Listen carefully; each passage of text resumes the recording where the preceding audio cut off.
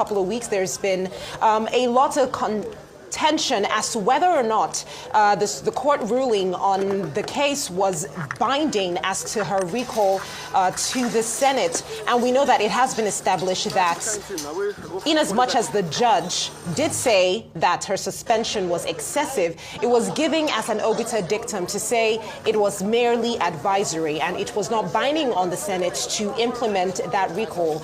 Of course, we know that also came with the additional case with regards to contempt of the court orders when it spoke about Senator Natasha not speaking about this issue publicly, which again, she was supposed to apologize for and offer a 5 million naira fine. Now, so far, we know that the Senate has been very clear on this and they've asked her not to return unless she apologizes to the Senate. Exactly. And for those that might not be too familiar for the background of this case, it all started about 6 months ago in March of 2025 following allegations of sexual harassment made by Senator Natasha Akpabio. She made those allegations against the Senate President Akpabio, and the suspension came after a heated exchange with Akpabio over seating arrangements in the chamber. We also recall that she was accused of making defamatory remarks in March 27 this year during a phone conversation allegedly and that claimed that Akpabio was connected to some organ harvesting involving the late Inubong Omore.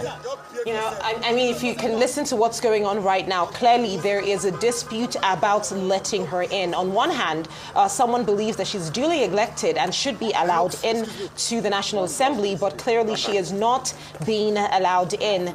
We recall the Senate spokesperson Yemi Adara Modu reiterated that there is no binding order mandating Senator Natasha's return and that she must respect the full 6-month suspension. Well, clearly Senator Natasha believes that she owes it as a duty to her people to return to the Senate. There seems to be a very, very clear miscommunication between both sides of this issue, Cynthia. Indeed. On one hand, Federal High Court issued a judgment ordering her recall, with her legal team arguing the suspension was unconstitutional, excessive. And then the National Assembly rejects her reinstatement request, like you rightly pointed out, Kachi, insisting the July 4th court judgment did not contain a binding order mandating her recall.